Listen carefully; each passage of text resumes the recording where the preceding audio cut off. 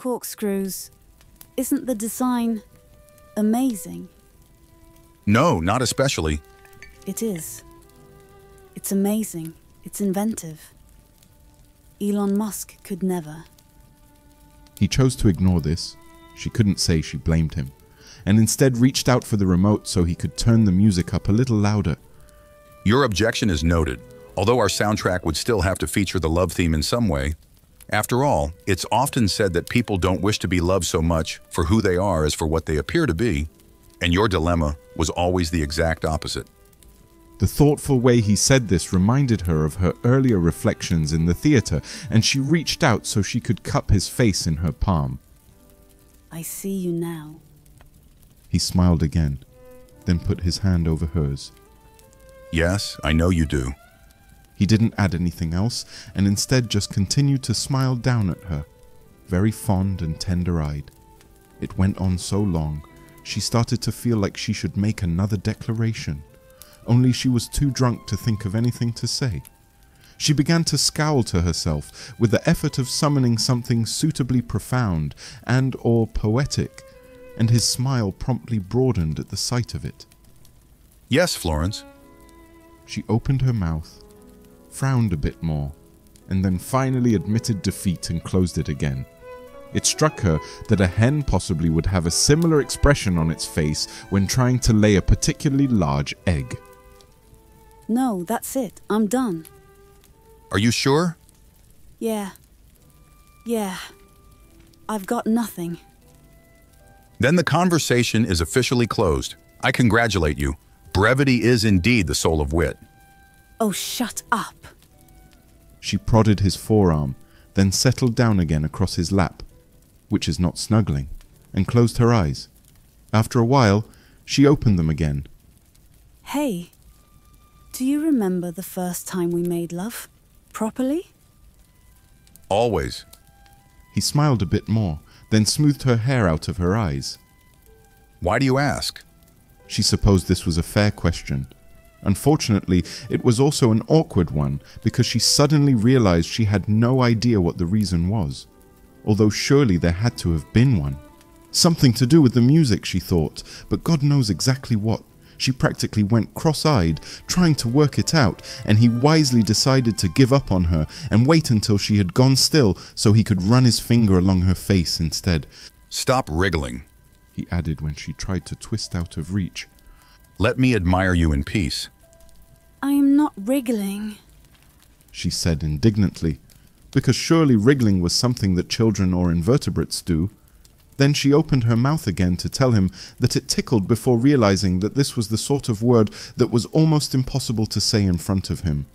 It's uncomfortable. Has no one ever told you to look with your eyes, not with your hands?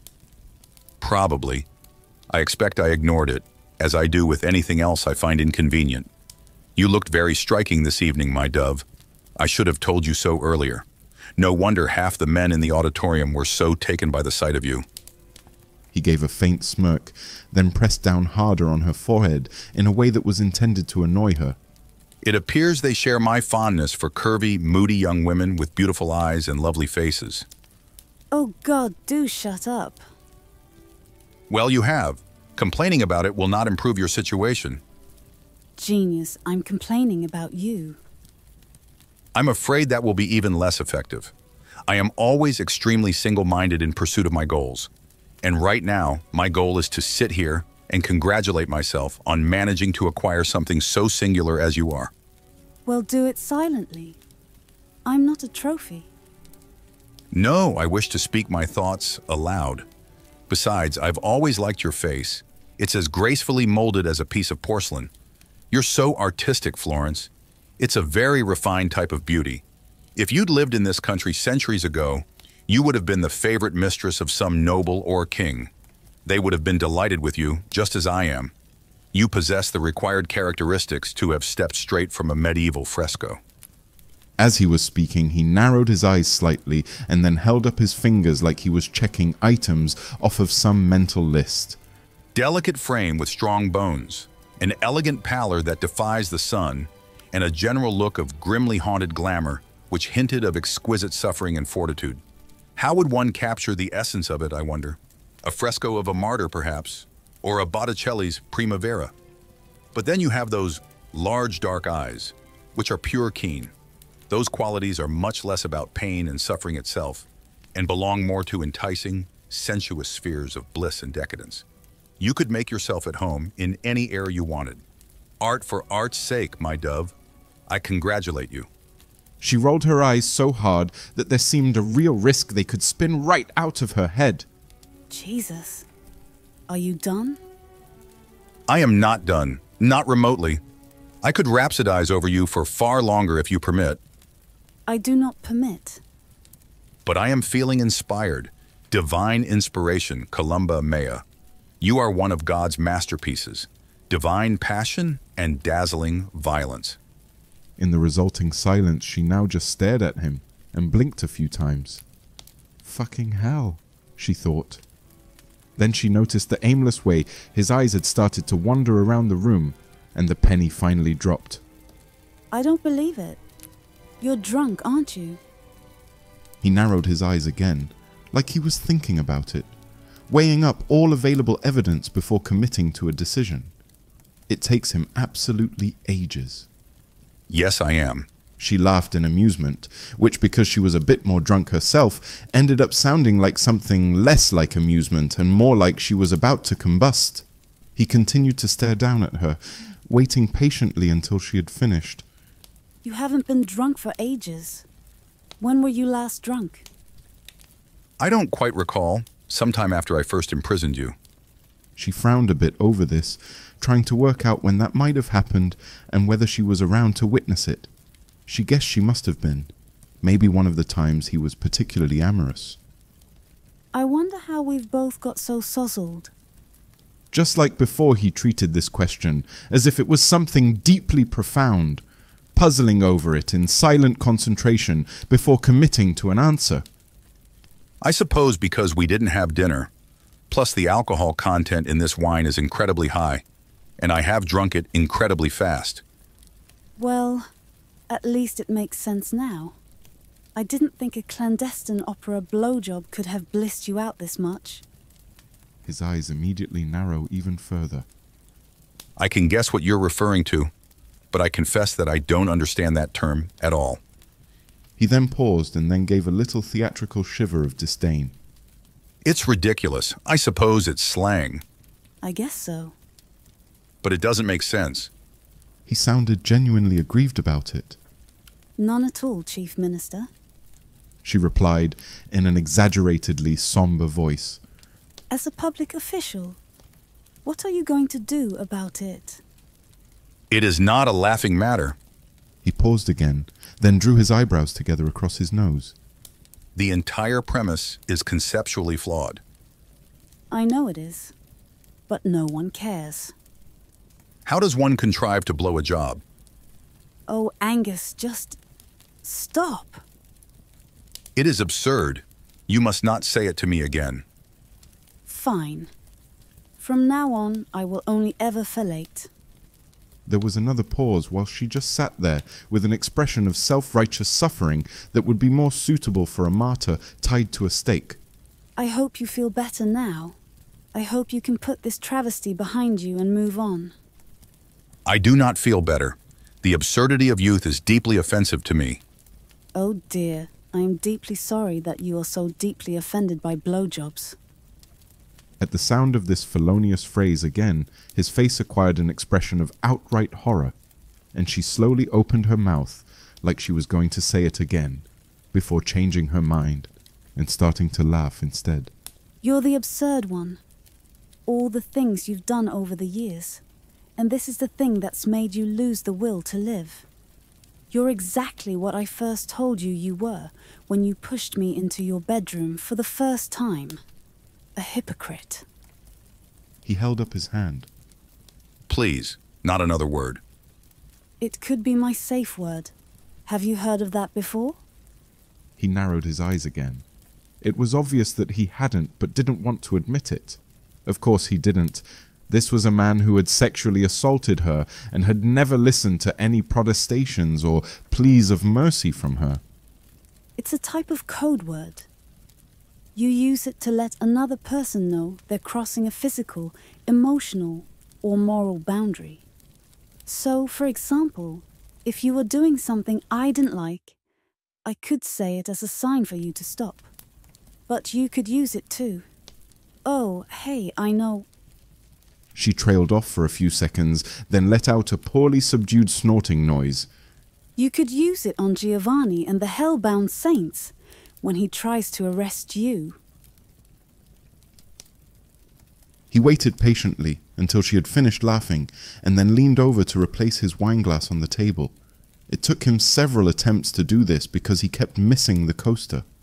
Although even then, he still managed to look more authoritative with it than most people would under the circumstances. He was a sexy bastard. There was no denying it, although mostly it had to be said just a bastard. He finally succeeded in getting the glass where he wanted it, and then gave a satisfied nod like he had just achieved something truly awesome. He turned around and gave her a smug look straight afterward, as if he was expecting applause. Look how in control I still am. You see, I am an alpha of all things. You should be throwing yourself at me with overwhelming desire. I am certainly not going to. She let out another stifled cackle, and then attempted to mimic his previous horrified expression. In her drunken state, she slightly overdid it, and ended up looking like someone whose extremities were being slowly dissolved in acid. And you call me a villain? I adore you utterly, yet you are insufferable in every possible way. Then you're going to have to suffer then, my love, aren't you? Yes, it would appear so. Commiserations. Then she had a sudden flashback to Rosa and repeated the same subdued laughing noise as before. Bad luck, pequeña calabaza. For a few seconds he stared at her in silence, blinking several times before his eyebrows slowly started to knit together. I beg your pardon? Either I am drunker than I realized, or else you have just referred to me as a little pumpkin. She burst out laughing. No, I didn't. She then patted him on the arm. You must be imagining it. It's all right, though. Cheer up, old man. This time he didn't even bother to reply, and just put his palm over her mouth instead. She entertained herself, pulling a series of drunken faces at him over the top of it to try and make him laugh, before abruptly remembering something that caused her to go still before starting to frown for real. Oh, God. Her voice was muffled beneath his hand. She jerked her face free and then tried again. I've just realized. What have you realized? We were supposed to pay the rent today. She scowled a bit more, trying and failing to work it out. I mean yesterday. Well, I realize that already, and I'm afraid I don't share your sense of urgency. It will do him no harm to wait at our convenience. She gave a final, ferocious frown, then reached up to push his hand away. He might not share her urgency, but she didn't share his no fucks to give attitude. And as an image of Lorenzo's face swarmed into her mind, she could feel herself starting to tense. How the hell could she have forgotten? Although of course she knew exactly how. It was because Giovanni seemed like a far bigger source of danger, enough to temporarily eclipse him. Oh, fucking fuck! He raised his eyebrows. Well, it is. It is. What? Which was his way of saying, You are talking total crap. Desist. it was a tone of voice that was just begging to be argued with. But she didn't bother responding, because aside from, well, the entire situation is a fuck of the fucking variety, duh, there doesn't seem to be any real answer to this question. She retreated into mutinous silence instead. Don't look so concerned. He had the nerve to sound amused. He was lucky her coordination was only slightly less shit than he was at the moment. Otherwise, she would have probably been tempted to punch him. If he had any sort of scheme planned, he would have acted on it by now. I shall take the money myself tomorrow. I mean today, and be done with it. You will not, Angus. The whole point was to keep him away from you. What are you talking about? What point? This is a fair question because she didn't seem to remember what the original point was herself. Although surely there must have been one. The point? There was no point. There was. There was absolutely a point. Now it was his turn to frown at her. She frowned back, and it ended up going on for ages, with both of them pulling increasingly bad-tempered faces at each other, without the slightest shred of self-awareness at how stupid they must look. There was no point, none at all. My point, on the other hand, is that his lack of action suggests a lack of threat. Your point is shit. It's a shit point. It is not. It is. If this was the internet, then you would have just posted cringe. His only response was to give her an incredibly withering look before he appeared to grow bored with the whole thing and reached out for his wine glass instead. His first 2 tries were unsuccessful because his aim had grown so bad. She watched his progress with interest. On the contrary, my point is impeccably well-reasoned. On the contrary, your point sucks. I disagree. She opened her mouth to summon a suitable reply before realizing she was too drunk to properly manage it. It should be an analogy of some kind, something pithy and devastating. What though? A bit more silence passed whilst she considered it, and he raised his eyebrows expectedly. It sucks balls. As she watched his eyebrows start to lower before slowly raising themselves again. It does not. All the balls. This time his eyebrows looked like they were struggling to decide whether to raise or descend before giving up completely and returning to their resting position. Then he took a dainty sip of his wine and lay back on the sofa with his eyes closed, letting out dramatic sighs at intervals like someone with the weight of the world on their shoulders. How tiresome you are. You shouldn't have put your glass down. It'll take you about 3 hours to pick it back up. Indeed it will, although perhaps by that time I shall be sober again. His tone sounded irritated. More than that, it sounded grumpy. It felt like a bit of an insight into what he might be like when he was an old man. Most people mellow with age, but she bet he wouldn't. She bet even then he would still be a massive dick. She had probably got nothing to look forward to, except years of being lectured by him in an old man voice about how tiresome she was before getting swiped around the ankles with his walking stick. Listen to that.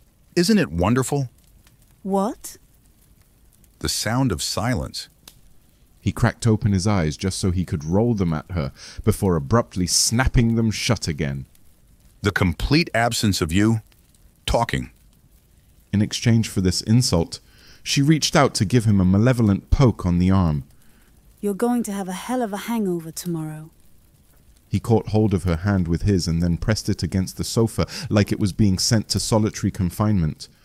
Normally he would accomplish this with ninja-like speed, but by now he was so tanked that it took him 2 attempts. I most certainly shall not. I have not had a hangover since I was a teenager. Her ears pricked up a bit at this. Although while it seemed there might well be an interesting story behind it, she thought she was getting too tired to ask him what it was. Anyway, she had already tried to visualize him as a very old man, and seeing him as a teenager with a hangover required more imaginative powers than she currently possessed. Well, whatever you do, just don't forget the point. I don't want Lorenzo anywhere near you. What a cautious girl you are, all of a sudden. And stop calling me a girl. I'm a woman. I'm a proper grown-up. Look, I've got boobs and everything. He yawned so widely he almost dislocated his jaw, then idly ran a forefinger along her chest. Yes, and they are a particularly lovely specimen. But the mind hasn't quite caught up yet, has it?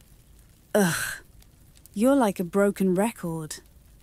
And you are a rude little orphan. Yes, well, now we are both offended. Have I offended you and your breasts? Then perhaps I should desist while I still can. That's quite enough victory for one night. She tried to poke him again before remembering that her hand was still banished beneath his on the sofa. This time he just gave the most god-awful smirk and then obediently closed his eyes. At least he was admitting it, she supposed. After all, he might possess a wide range of assorted skills, but looking innocent wasn't one of them. She didn't think he had ever looked innocent in his life. He was born looking austere. She bet the midwife's first words were, "What an extremely serious-looking infant. Fingers and toes are all present and correct, but truly quite severe-looking." She bet if he had been born now, then he would have undoubtedly become some kind of internet sensation. Possibly a meme called Solemn Baby. You know, I'm not sure which version of you is worse.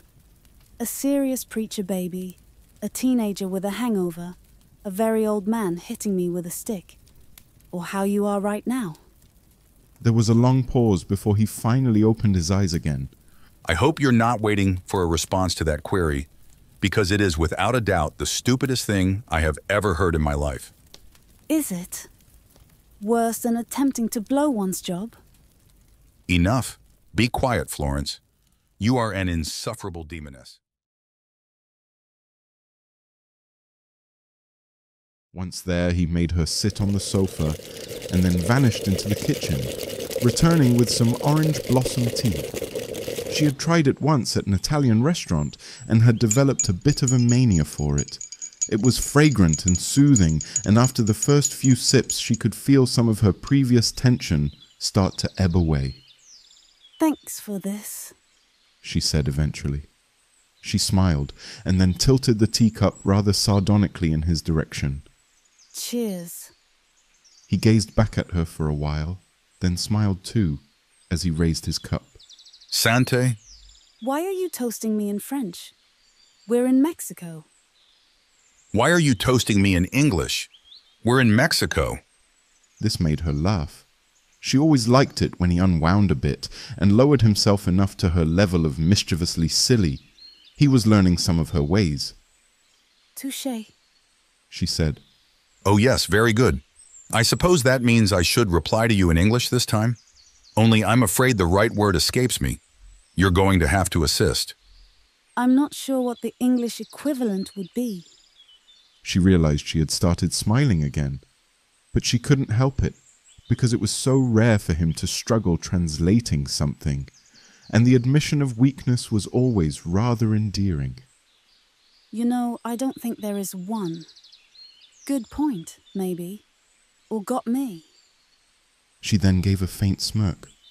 Burn? What? Burn. What on earth does burning have to do with it? Sick burn, bro. His eyes began to narrow, the same way they always did when he knew she was making fun of him, but couldn't quite understand how. And she smiled even harder, and then replaced her cup on the table so she could stretch out. You know I like this couch, she added. It's so comfortable. Yes, I'd assumed as much. You are always rolling about on it. The upholstery is so soft, like velvet. It reminds me of your couch. Which couch? That one in your old living room. Oh, that one. I barely got a chance to sit on it. I'm sorry I snapped at you earlier, she said. Predictably, he didn't reply. She knew he wouldn't. He was doing it on purpose to see how much she would admit to on her own. It's just that you're always so blasé about everything. So casual. I feel like we might be heading towards serious trouble. And sometimes it feels like you don't even care. Is that so? I suppose I could feign some anxiety for you if it would make you feel better. Yes, she said dryly. You do that. He smiled too, and then reached down to stroke her thigh. Don't mistake my calmness for complacency, Florence, he added. I never direct my attention to sheltering from threats. That's not how I ran New York, and it isn't how I will run my life now. I am always bold in facing them. You should rest assured that if a threat did appear, then I would react very fast. For a few moments, it was a genuine struggle not to let her annoyance show. She finally contented herself with a quick, impatient sound between her teeth. You mean instead of planning how to avoid it in the first place? She said, Okay, that's great. You don't learn from your mistakes, do you?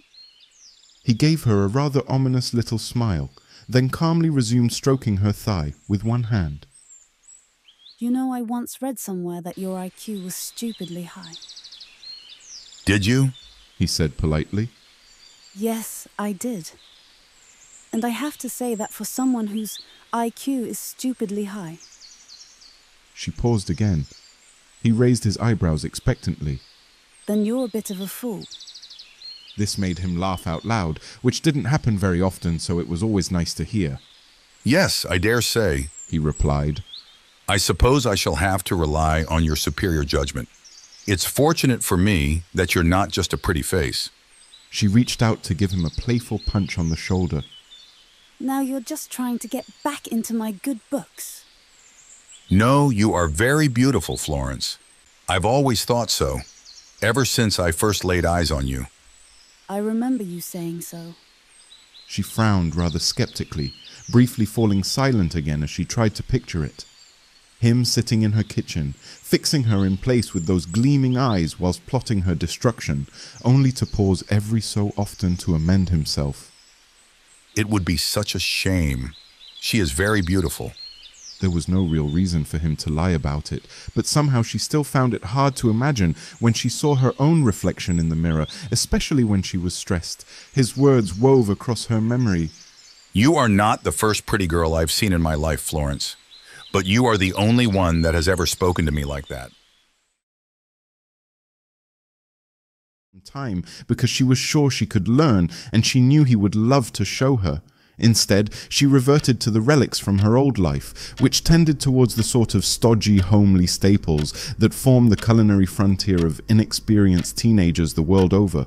Bowls of chili, overdone steaks, noodles, and volcanic scarlet sauce on writhing pasta that masquerades as spaghetti. It was hard to believe he enjoyed eating her slop, but she was pretty sure he appreciated the effort. As a further display of goodwill, she even rolled up her sleeves and repaired a jacket for him that had formed a hole under the arm, which was one of those random tasks she had been meaning to do for ages and never managed to find time for. She found it boring, yet also strangely restful, which was a feeling she often had when doing anything with material. Amid so much uncertainty, the precise rhythmic stitches were rather reassuring in how predictable they were, and she felt like she would almost be disappointed when the task was over. If the opportunity presented itself, he always enjoyed watching her being domestic, which might have been an age gap or Christian thing. And sure enough, he materialized in the kitchen a few minutes later, pulling up a chair and then pretending to read a newspaper, but so he could take constant sneaky glances over the top of it. After a while, this scrutiny grew annoying. So in revenge, she asked him to help her by passing her things, despite it being obvious that he didn't know what any of them were and were having to make an educated guess. It was pretty funny. So eventually, she started asking for ones she didn't need, and then imaginary ones that didn't exist, just to tease him. Tartan thread, please. There's a long pause. She smirked slightly behind the jacket. You know you don't have to do that yourself? There is a place that does repairs not too far from the supermarket. It's fine. I don't mind. Well, you don't have to. You could always just do it yourself. She waited a few more seconds, then finally decided to show a bit of mercy and reached into the sewing box herself to retrieve the scissors. Oh, sorry, I forgot. You can't. She turned around and then gave him a brief smirk. Bit useless, really, aren't you? Behind her, she could hear him settle back into his chair again. It would appear so. I'm not as practical-minded as you are. Evidently not. He always pronounced practical-minded in such a fastidious way that it managed to make it sound like an insult. She allowed herself a fond, private eye roll before rummaging in the sewing box again for some more thread. I suppose you think you are above this sort of thing. Do you think that? He replied with exaggerated sincerity. Whatever gave you that idea? She gave a huff of laughter and then closed the sewing box. She held out the jacket in front of him and was filled with genuine satisfaction before getting up and walking across the room to hang it off the window rail, only to let out a startled oof noise a few seconds later when he had crept up behind her and abruptly taken hold of her waist. The unexpectedness of it made her laugh, and she swung around quickly, using him as an anchor, jumped up and lifted her legs around his waist in response, tugging him forward nearly hard enough to make him lose his balance. Got you? So it would seem. He smiled a bit, then reached out to touch a strand of her hair. That was a very underhand move. What a little villain you are. What a total pushover you are. She moved her face down until she could press it into the curve of his shoulder. You are also annoying. And you are charming. You've been extremely considerate to me the past few days. This made her clear her throat. It sounded very awkward, mostly because it was. No, I haven't. Not really. Yes, really. And it is both noted and appreciated. Might I ask why? She stared back at him and then blinked a few times. Because I don't want you to spend time in your jail cell remembering how I was a massive bitch to you. I don't know. Do I need a reason? Not especially. I suppose you can be as erratic as you want to be. He smirked a bit, then gave her a playful tap on the side of her nose. It is beauty's privilege. Oh, shut up. You should be grateful I don't turn around and vomit over you. Probably, seeming as though you did once vomit in my old kitchen. He smiled again, before leaning back and adding a more serious voice. Just as long as the consideration is from choice, and not because you're acting from a place of... A place of what? This time he paused himself. He was trying to be tactful and find the right words. Of fear. Internally she felt herself sigh. She supposed it was inevitable he would work it out. She must be even more transparent than she realized. But then she had also got a pretty good idea for why his behavior had changed, and she wouldn't address that with him either. They were clearly both as useless as each other. Although they were hardly a model for healthy relationships, so she supposed this wasn't exactly surprising. After all, most people feel they had made progress with a partner when they were ready to live together, whereas their first sign of positive development was reaching a point where neither of them wanted to actively kill the other. Look, it's fine, she replied, even though it was not. I'm done here now. Do you want to, I don't know, watch TV or something? Television? He repeated. He sounded faintly horrified, and it reminded her possibly for the millionth time of how incredibly different their backgrounds were. He was so cultured and refined in his interests, well, most of his interests. Compared to him, it was like she was just a few degrees removed from keg stands and beer pong. Or music, or I don't know. Whatever you like. She shrugged, slightly apologetic as her reserve of cultured interests abruptly ran dry. I'm just not really in the mood to talk. When are you ever? It's fortunate for me you're so easy on the eye, as you are a positive famine for the ears. Yeah, I know. Probably because I can't ever get a word in. This made him laugh, although she noticed he didn't even try to deny it, before finally letting go of her so he could saunter off to the cupboard to retrieve a bottle of wine and 2 glasses. He then tucked the whole lot under his arm and sauntered off again, this time towards the living room to light some candles, which is an indulgently religious habit she had never been able to wean him away from, despite how much simpler it would be to just turn on a goddamn lamp. She followed behind him, then flung herself across the sofa so she could lie on her back and brood for a bit until he finally returned to pour out the wine. Unlike him, a hardened grape nerd, she had never been able to work up much enthusiasm for it, although she was trying to show a bit more interest for his sake. Admittedly, these attempts also had a limited success rate, and after she had put a bottle of Merlot by the fire to get it to room temperature, he had looked so appalled that he had started politely asking her to show less interest, or preferably none at all. Even so, this bottle was pretty good. It was rich and dark, with a pleasantly spicy undertone, and 2 glasses quickly turned into 3 when he suddenly stood up again to change the music. Normally, his tastes tended to favor the heavy and dramatic, Verdi, Dvořák, or Wagner. Lots of crashing brass and shrieking percussion. But this time it was soft and melodious with a little yearning undertone to the lower notes. She couldn't remember who the composer was, although she was sure she had heard him play it before in his old house. Briefly, she closed her eyes, trying and failing to dredge up the memory. In the grand scheme of things, it was not even that long ago. Yet so much has happened. Since then, it felt like a different lifetime. A gauzy, dreamlike interlude that happened to someone else. This is nice, she said vaguely. Her eyes were still closed, but she could tell he was nearby from the sound of his breathing. Florence's heartbeat surged with an emotion she hadn't felt in so long, she barely recognized it. Hope. Just the sound of her friend's voice felt like oxygen, but it was tinged with guilt so heavy it dragged her chest down like an anchor. How had she not thought of her? Not even once? How could she have forgotten? They stepped into the sick ward. Angus entered first, dragging Florence slightly behind him. Diane looked up, startled.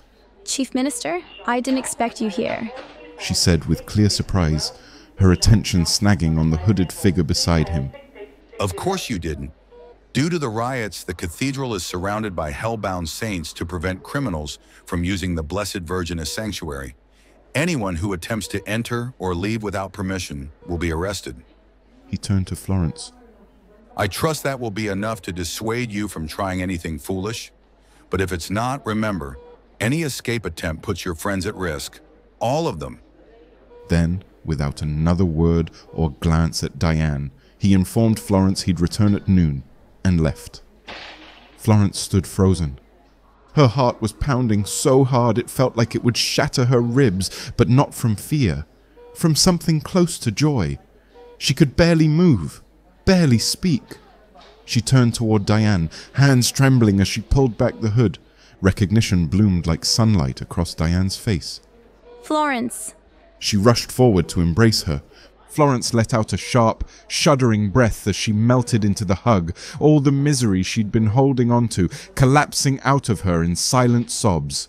She clutched Diane tightly, tears falling freely. After a long moment, they broke apart.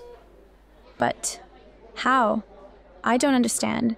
Chief Minister Angus told me you were gone with the others. Well, not exactly. He said you were alive, but I assumed you'd left the city, that you'd all left me. Florence could hardly see through the blur of tears. She sank to her knees beside the bed. Oh, Dee, can you forgive me? Forgive you? What are you talking about? Diane reached for her hand. Florence, what's happened to you? Florence looked at her, then away. Diane's soft, naive face made it even harder to speak. I wasn't outside the city.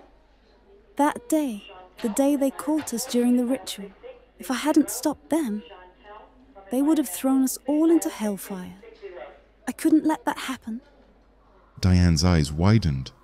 But you repented, didn't you? That's why he let you go. You and the others, at least that's what I thought. Florence shook her head slowly. He freed them from the dungeons, but not because I repented. That wouldn't have been enough.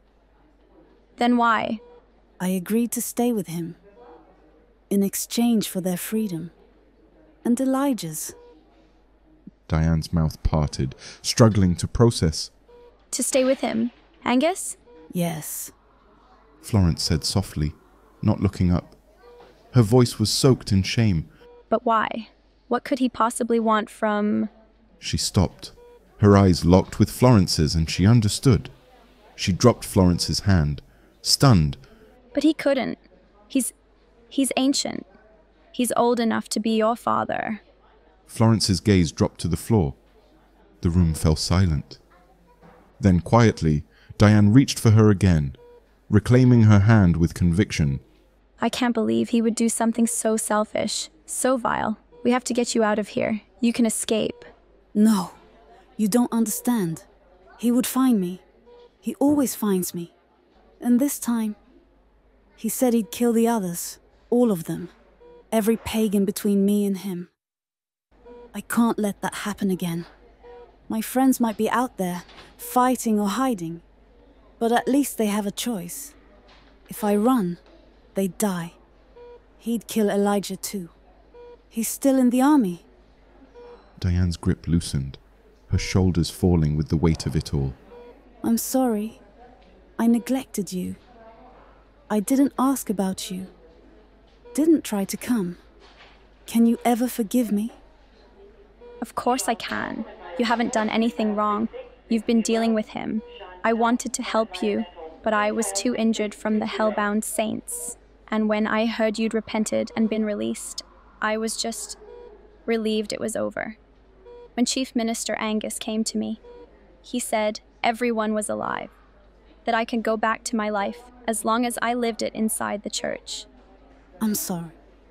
You shouldn't be. I hear things, you know. From up here, officials talking, the riots, the saints, the pagans on the streets.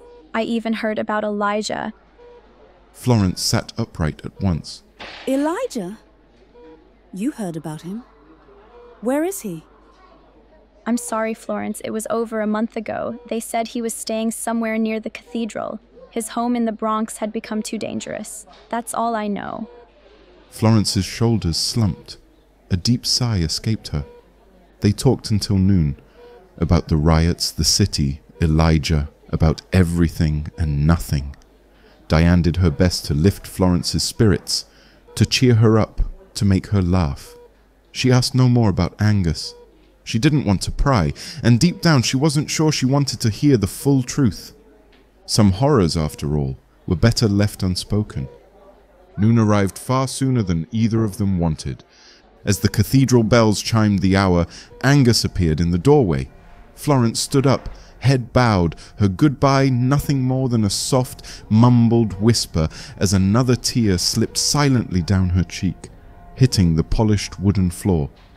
Angus observed her reaction with a satisfaction he barely attempted to hide.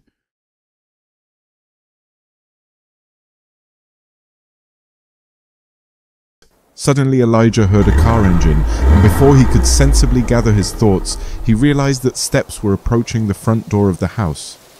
He jumped up immediately, prepared with a new boost of adrenaline to fight anyone who was trying to get into the house. But his heart froze cold in his chest as he heard a key inserted into the lock, followed by the unlocking of the front door. He knew who it was. The door opened wide. He knew it was the minister who had come to collect what he believed was his. Angus's gaze floated slowly across the room. The minister's eyes stopped for a second at Elijah in front of the bedroom door, but then his stare continued with a sort of calm superiority to search through the room. He stepped in, and without even turning for a second time to Elijah, he asked in his usual low and cold voice, "Where is she?" "She is safe," the young man replied with a manly voice he succeeded in collecting in his exhausted lungs. The minister looked at Elijah as he lifted his eyebrow impudently. "I strongly doubt that she can be safe with you." "But she can be safe with you?" Angus scanned with his eyes quickly one more time the area as he ignored the young man's question. The minister's eyes laid again on the young man. Elijah unconsciously made a slight protective step backward towards the bedroom door, hindering his enemy that his prey was in the room behind Elijah. "Don't be an idiot, Elijah. Get out of my way," Angus stated dominantly. "No, she's not yours to have." Elijah clenched through his teeth, barely controlling the rush of anger in him. The other man smirked. "Judging by the door that separates you both, I do not see her being yours either." The young man snapped. Without thinking, he raced to Angus, the ex-chaplain's fist flying towards his rival. However, in his weak and exhausted state, the young man found himself a rather useless fighter. Angus with ease blocked his arm, and with his other hand the minister pinned Elijah to the nearest wall, strangling him by the neck. Without any word spoken, the saint's eyes narrowed in pure revulsion, and his large hand began tightening like a vice around Elijah's throat. Elijah coughed out breathlessly as he tried in vain to push away his foe. "She's sleeping in the bedroom," he whispered with a faint voice as he looked back at the minister with the same revulsion. Pushing Angus enough so the ex-chaplain could catch a few gasps of breath, he continued, Do you want her to wake up and find out that the person who had condemned her to death is now murdering her savior in the next room? Angus's features hardened, but he let go of the young man. Even though I wish for it right now, I don't want to kill you. I am not going to follow your plans anymore. Elijah spat out, as he ran his hand around his throat to soothe the pain. If you had not followed my plans in the first place, Angus snapped. you would have never got out alive from the pit of hellfire today, The minister looked towards the door of the bedroom. and you would have never had the chance to save her. I didn't save her for you. The saint looked back at the young man. Did you save her for yourself then? The lips of the minister transformed into a mocking revulsion. And how long would it be before you got bored of her and tossed her aside like all the other sluts that have passed through your bed for one night? A week? A month? A year? How long? Elijah's fists clenched, battling with the desire to punch Angus in the face. Do you honestly believe that you deserve her better? The ex-chaplain barked out in defense. You are the one who has been treating her like a whore. I may have been unfaithful to women, but I have never had to tie one up to a bed and forced her to fuck me. How many times have you done that to Florence, I wonder? How many times have you beaten her, made her cry? Angus snapped out as he pressed his fingers into the young man's shoulders and pinned him with a raging force back to the wall. I warn you, Elijah, if you speak to me again like that, it will be the end of your pathetic existence. The menacing voice of the minister sent chills all over the ex-chaplain. However, he found strength enough to push the saint off him as his legs faltered and the young man struggled to keep standing upright. Angus smirked as he turned his back towards the ex-chaplain. I wonder if your devotion towards the girl would be so strong if things at your own home were any different. The minister looked back at the baffled expression of the young man. Your marriage with Fleur was completely opportunistic by your side, but the poor girl seems to have fallen madly in love with you. She came to me to beg for your immediate release. She did not seem to care about the things you have done. Instead, she insisted that her mother had secured her a fortune with which the two of you could go away from New York and never come back. Of course, I told her that I cannot simply release a criminal back on the streets, but she guaranteed me that you would be a changed man from now on. Angus looked with a cold superiority at the exhausted eyes of the ex-chaplain. I do not know how much this poor girl loves you, but your Fleur is pregnant, and she believes that this news will ground you, and you would be a devoted husband and loving father. Elijah stared idiotically at the minister, as if he was speaking in a foreign language. A child? The saint smirked maliciously. I have arranged for her to wait for you at the end of the forest in 2 days. Fleur assured me that she would have packed everything that the two of you need to leave the city immediately after that. Elijah continued looking at the minister completely dumb. Angus smirked again. You see, young man, it did not require me to kill you to get you out of the way. And what about Florence? The ex-chaplain asked, snapping out of his trance. What plans do you have for her? You imprisoned so many of her friends in front of the Pope's messenger, just to blindfold his eyes from her escape. But you cannot expect her to be with you, and at the same time, to keep her a secret in New York forever. An important figure like you would draw attention when seen with a girl as young as her. Word will eventually travel back to Giovanni, and when he learns out that you have made a fool out of him, you won't escape prison yourself. Perhaps you are the one who needs to get out of the way and let her leave the city in peace. Angus pushed the young man back to the wall. I would kill her myself before I see her leave. A small cracking noise made both men turn towards the open door of the bedroom, and they saw Florence standing there. Her hair was disheveled, and her bare feet were showing underneath her prison scrub trousers, making her look more like a ghost than an actual living person. Her hollowed eyes were sparkling with hot tears as she backed up a step into the bedroom. You planned this, She whispered. both of you. The minister's heart sank within him. Her suffered beauty made him feel remorse beyond anything that he could articulate. What the hell is wrong with you two? Why have you both been put on this planet to torment me? You both planned this, and now you want to fight to the death over me? Fuck you both. I don't want either of you. He made a small step towards her. Florence, His deep voice pronounced her name for the first time that night. No. She shook her head. No. No. No. Before the two men could realize what had happened, the girl had fled through the exit door and was now running frantically deep in the woods. Asleep? The minister turned back to the young man. You are a fucking idiot. Then almost as quickly she came back to life again as her control finally snapped and she slapped him hard around the face, then springing herself forward to lunge at him. Even now her intent wasn't to harm him, yet she needed to do something, anything, to find a way to stop him saying these things that she couldn't bear to hear and stoking memories that she couldn't stand to remember. She landed on him with sufficient force to make him stagger backwards. His breath caught loudly as she slammed against his chest. You ruined my life, you bastard. You took everything from me. Why did you do that? Why?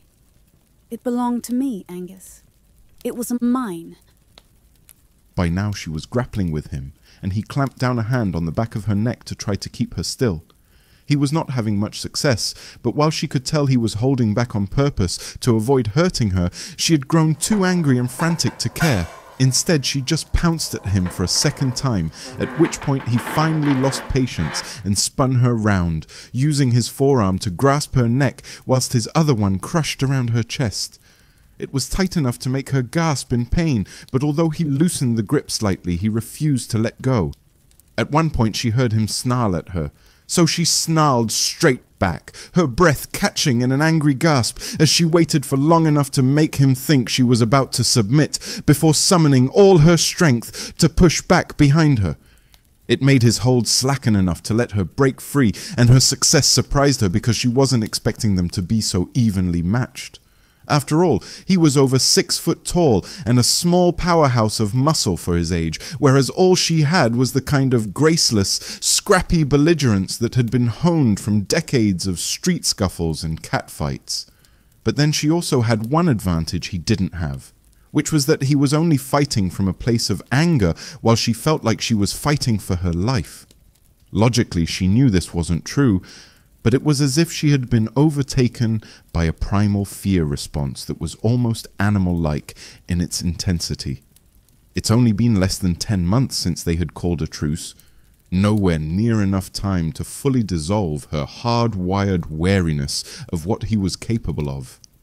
Her body had gone into a mode of both attack and defense, and it meant the whole thing had an awful, hopeless quality to it, which made it seem far more aggressive than it was. Briefly, they now pulled apart, and as she stood there panting, she could tell that her face had started to bleed. It happened when her temple scraped against one of his cufflinks, but even though it was a tiny wound, he still flinched when he noticed the trickle of blood. He always hated to see her injured, and in those few moments it was as if she was watching his internal conflict flickering across his face. It was like gods and monsters. Humanity versus the inhumane, the part of him who would tear her into tatters, consume her if it could, as it clashed against the part that loved her in a simple, pure, uncomplicated way and only wanted to see her happy, protected, safe, and sane.